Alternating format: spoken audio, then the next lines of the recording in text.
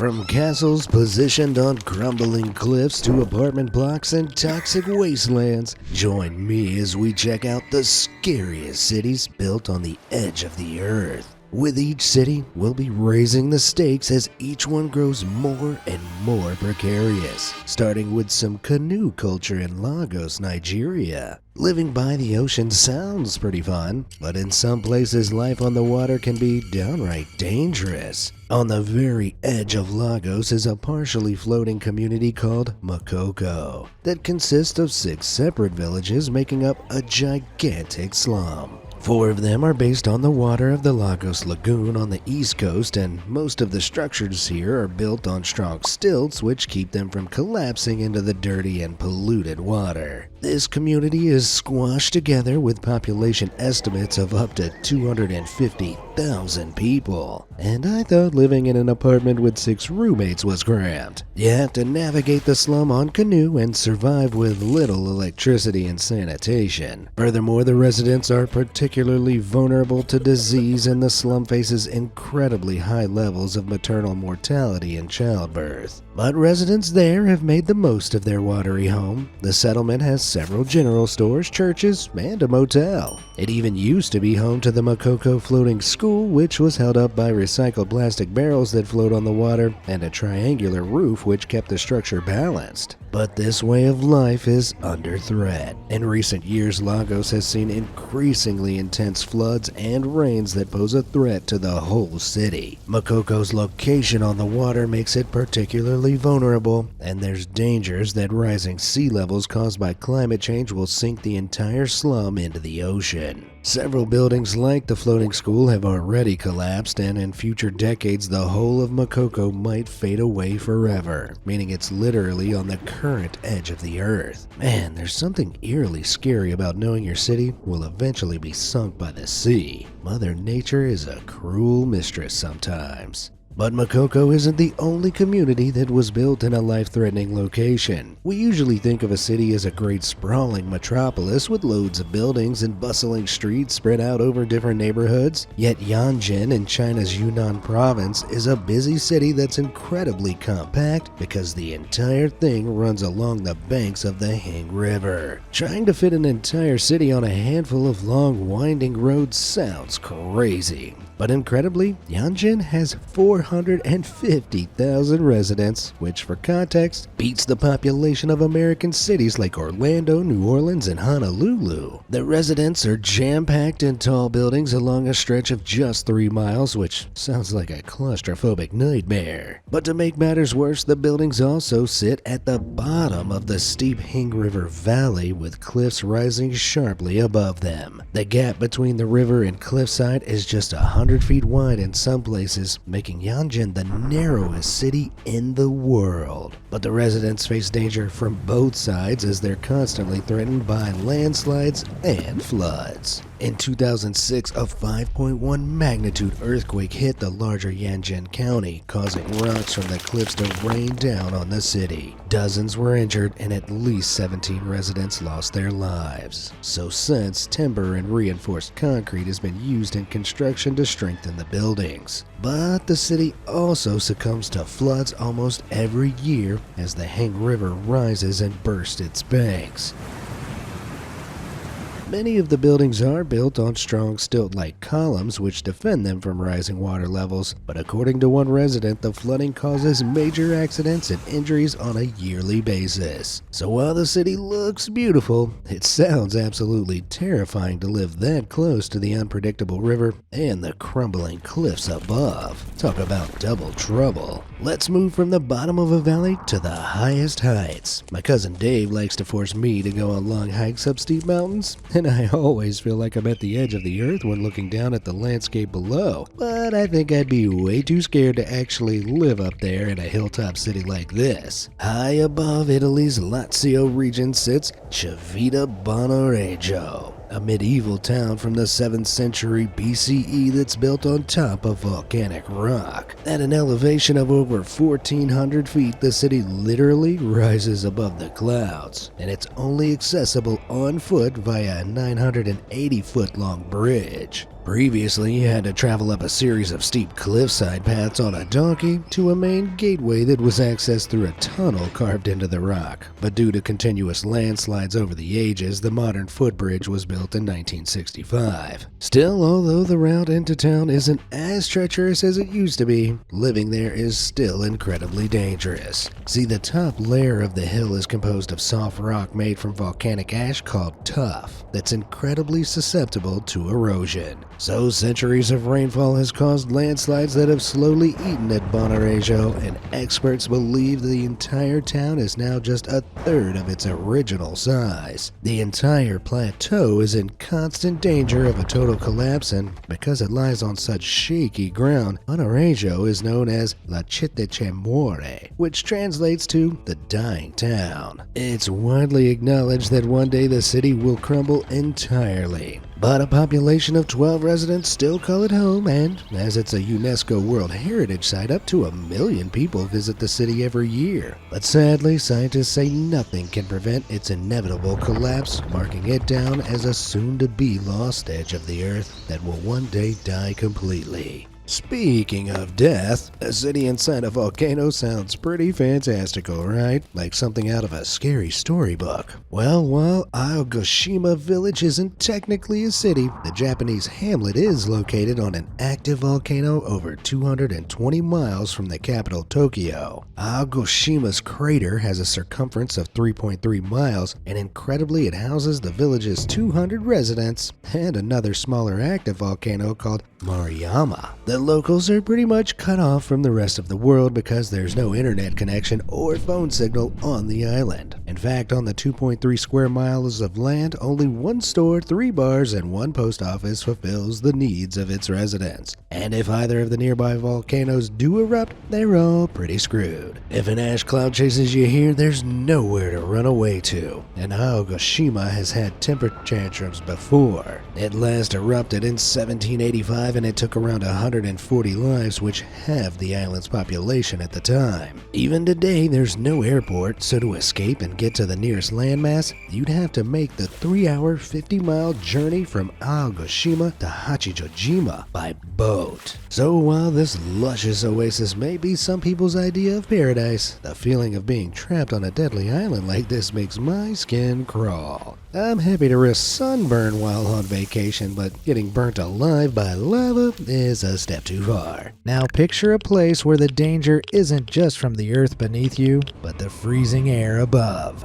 Norilsk is an incredibly isolated city in Russia, lying 250 miles north of the Arctic Circle. In winter, temperatures reach an average low of negative 23.8 degrees Fahrenheit, but the cold isn't the only thing that makes it inhospitable, because its air also holds toxic levels of pollution. See, Norilsk was built in the 1920s over rich deposits of metals like nickel, copper, and cobalt. So a number of mines and metallurgical factories were set up in the mid-1930s. They were constructed by Gulag labor camp workers, and the city soon became home to the largest heavy metal ore smelting complex in the world. But the process of burning these ores to extract the metal releases the highly acidic and corrosive gas sulfur dioxide, which pollutes the air and causes smog, acid rain, and poisonous clouds that suffocate you as you walk by them. Soon, Norilsk faced the worst sulfur dioxide pollution in the world, and by the 1980s, all the nearby trees had died due to sulfur dioxide disrupting the photosynthesis process plants need to survive. But it's not just the flora that suffers. Incredibly, 174,000 people live in Norilsk, and they're constantly affected by respiratory diseases and skin conditions from the pollution. The life expectancy in the city is just 60 years of age, a stark contrast from Russia's average life expectancy of 73. Breathing the air can cause pneumonia, and just walking around in it can sting your eyes, so since 2001, Norilsk has been a partially closed city, security, and outsiders aren't even allowed to enter without special permits from the Russian government. Furthermore, there are no roads to Norilsk, so it can only be accessed by plane or boat, and it didn't have any internet access until 2017, meaning its residents have been completely isolated from the outside world. So why would anyone want to live there? Well, lots of the locals are used to this way of life, and the city's mining and metallurgy jobs offer salaries that are reportedly 2 to 3 times higher than the rest of Russia. I'm sure that's tempting for some, but you could give me the largest sum of money in the world and I wouldn't want to die from sulfur poisoning before I've reached retirement age. After all those toxic fumes, I need some fresh air. So let's head to one of the greenest and deadliest spots on the planet.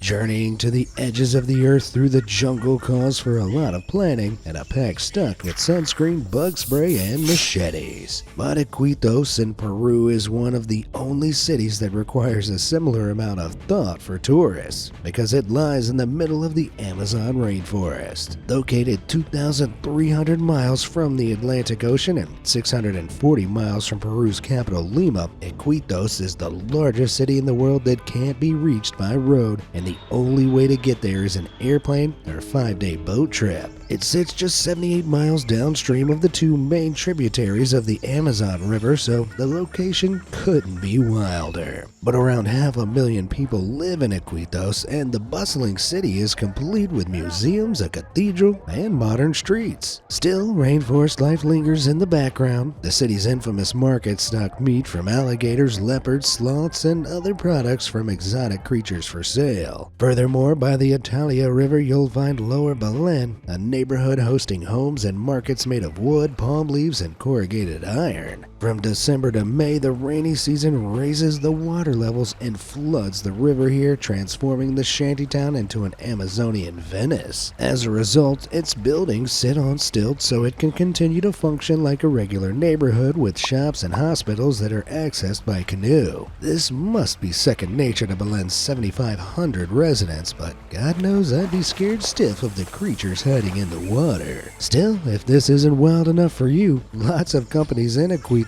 offer expeditions deeper into the rainforest from the city's port, allowing you to venture into the heart of the jungle and leave civilization behind. Nah, I'll pass.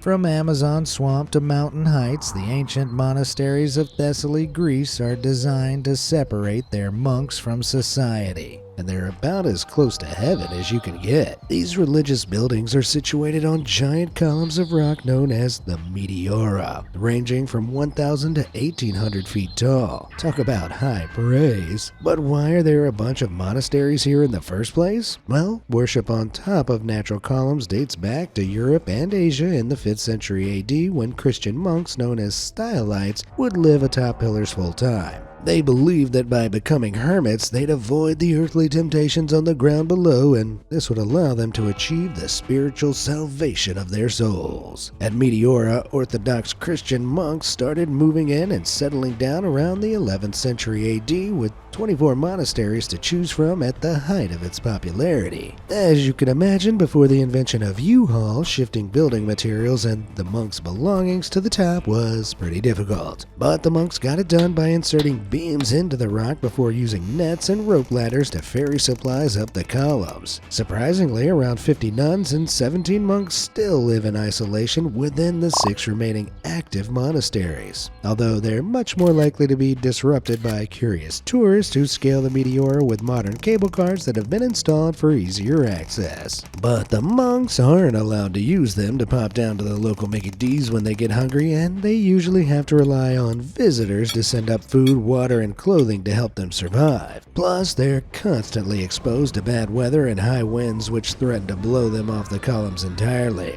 So I don't think a spiritual retreat could get any more scary and isolated. Personally, I'd want to find enlightenment while still having access to FedEx and TV. How else will I watch the prequels? Speaking of, if Star Wars has taught me anything, it's that in a battle it's always best to have the high ground. And this is why the city of Ameti in northern Iraq is the best place to be in a bus stop. See, the city itself has a prime position on a mountain plateau over 1,400 feet high, and its elevation and high walls have made it a great stronghold against invaders. Its 3,000-year history makes it one of the oldest cities in the world, and it was originally only accessible with 2 staircases that led to heavily fortified gates. Nowadays, it isn't much easier to reach as you can only approach by car on a single winding mountain road. Man, imagine getting into a traffic jam on that high-risk highway. It's no surprise that the first society that established Ameti was likely military-based, founded sometime in the 9th century BCE under the Assyrian Empire. But over time, the city has been occupied by several empires, including the Parthians and Persians, swapping hands whenever opposing armies have managed to break through its walls and take it over with brutal force. As a military hotspot, the city has always been a pretty scary place to live, but today it's a part of Iraq and it has a population of around 11,000 people, squashed into a space that's just under 0.4 square miles. Unfortunately, the city can't expand outwards due to its unique location, so despite being around for 3,000 years, it hasn't been able to develop into a larger modern city. I guess you could say that the population has reached a plateau? Get it?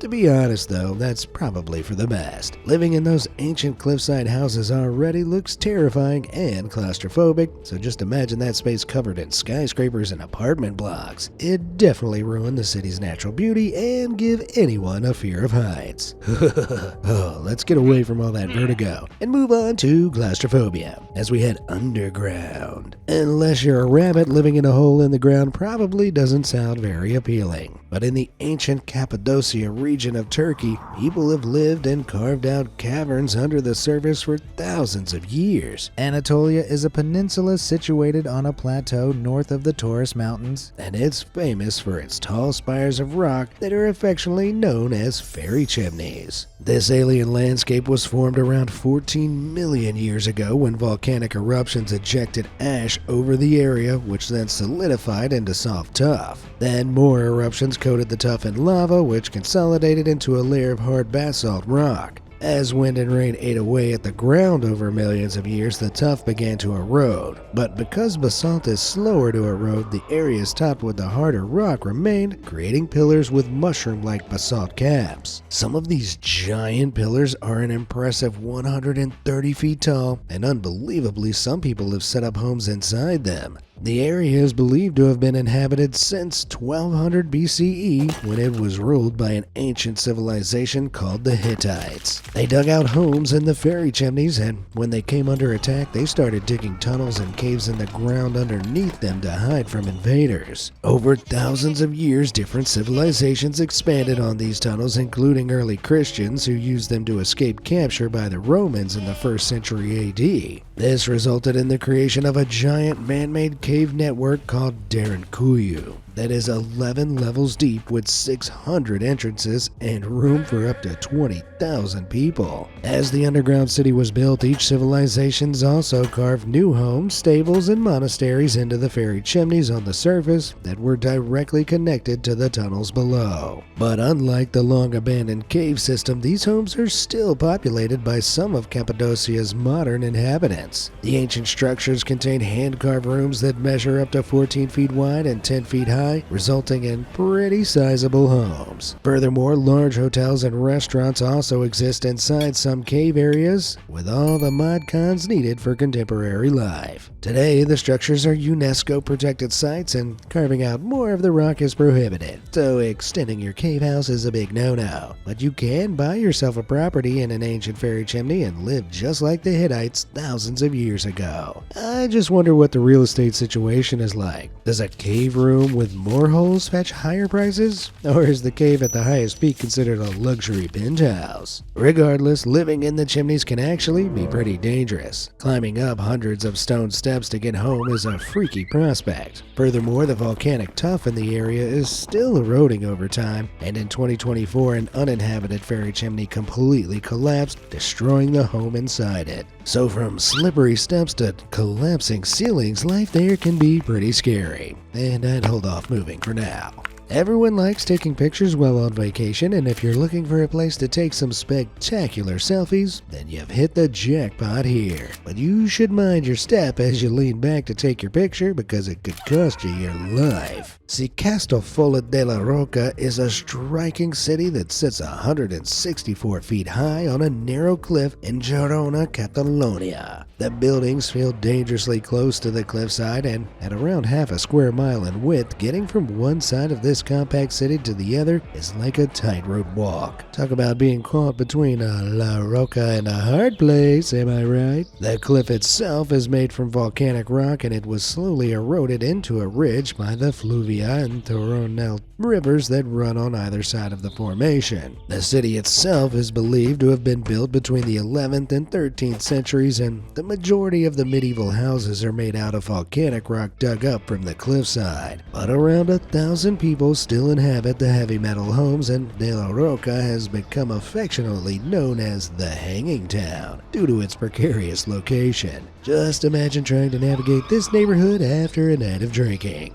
Tragically, the ridge is still being eroded by the elements, and in recent years the area has become more prone to rockfalls that eat away at the town. Eventually, this may put those hanging houses in danger, and it's believed that one day the entire town will collapse and fall off the earth as we know it. So it's likely that in the future Castellfollit della Rocca will disappear, and the hanging town is truly hanging on by a thread. Reaching the town is a trek, but it isn't nearly as isolated as this next island that was actually used by the British government to exile their prisoners and make them vanish from society. St. Helena lies 1,200 miles away from Africa, and the closest landmass is Ascension Island, 807 miles away. Its largest city is Jamestown, and its 629 residents all live inside a beautiful valley between two steep cliffs on the precipice of the island. This cramped space is just 47 square miles in total, making it roughly the same size as Disney World Orlando, which sounds pretty claustrophobic. If I can't even handle the crowds at Disney, I'm not sure I could handle living in this city, especially as it's composed of just one main street. On the western side of the valley sits Jacob's Ladder, a 699-step staircase that allows you to climb to an elevation of 600 feet and look down at the city below. The ascent is terrifying, and whilst you're up there, you can see for yourself just how isolated the tiny island is, with nothing but blue ocean stretching into the distance. For context, the island's airport was only built in 2015, and currently the only route there is a weekly 6-hour flight from Johannesburg, South Africa. So flying from a further flung part of the world like the US will take well over 24 hours with multiple plane transfers and a price tag of between $3,000 to $10,000. That dent in your wallet is scary enough on its own, but prior to the airport's construction, the only way to access the island was a treacherous boat trip from South Africa, which could take up to 5 days. Ugh. I feel seasick. So Jamestown truly sits on the edge of the earth, and after the city was built by the British in 1659, its big claim to fame was the imprisonment of the French general Napoleon Bonaparte. He was captured and exiled to the city after his defeat at the Battle of Waterloo in 1815, before living the last 6 years of his life in isolation elsewhere on St. Helena. But old Nappy isn't alone, and the British Empire actually exiled several prisoners on the island over the years, as its remote location would completely remove them from society. So while lots of people comfortably live in Jamestown today, I can't imagine anything scarier than being stranded there in the 1800s, forced to live thousands of miles away from the rest of civilization.